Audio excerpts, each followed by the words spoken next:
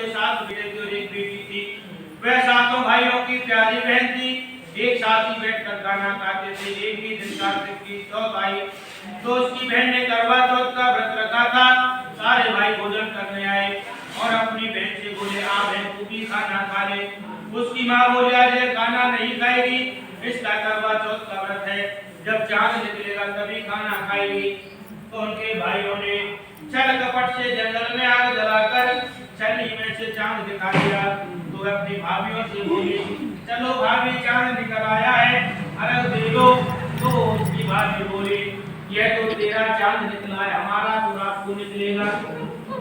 यह सुनकर भाइयों के कहने से उसने चांद को अर्घ दे दिया, खाने बैठ गए। पहला टुकड़ा तोड़ा तो बाल निकला, दूसरा टुकड़ा तोड़ा तो छींक मारी, तीसरा टुकड़ा तोड़ा तो राजा के घर से बुलावा आ गया। राजा का लड़का बीमार है और जल्दी भेजो माने।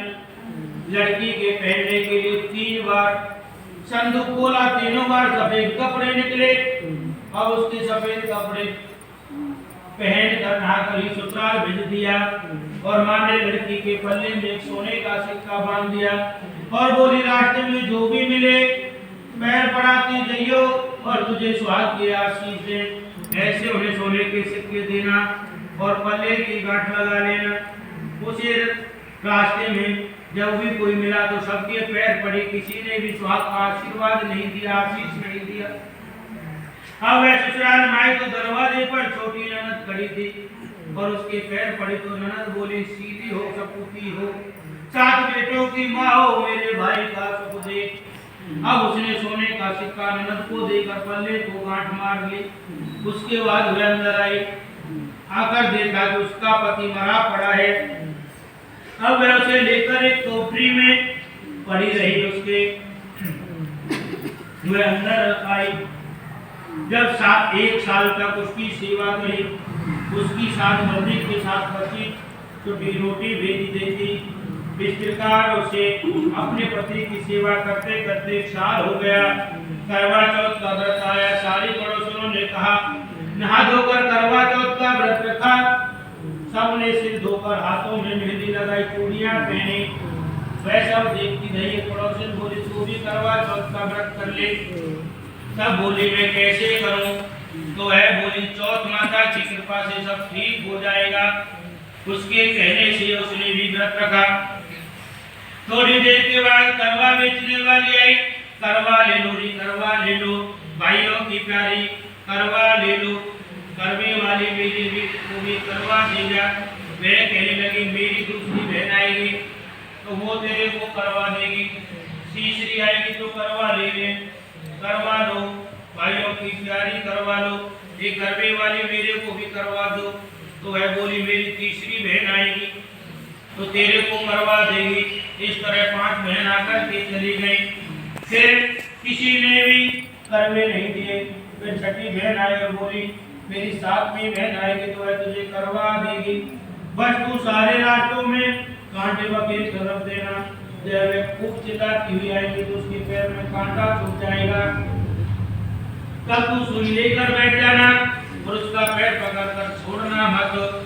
उसके पैर का कांटा निकाल देना तो वह तेरे को आशीर्वाद देगी।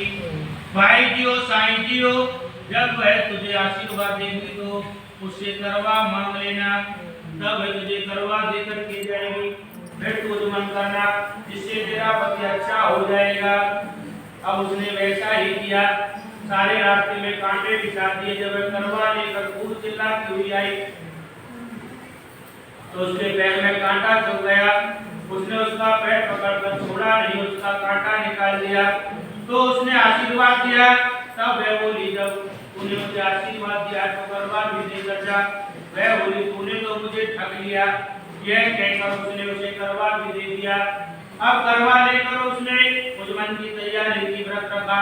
राजा का लड़का ठीक हो गया और बोला, मैं बहुत सोया हुआ। बोली, सोए नहीं, 12 महीने हो गए तेरी सेवा करते करते। उसने चौथ माता का उजमन किया, अच्छी तरह से किया। अब उसने चौथ माता की कहानी से उजमन करा।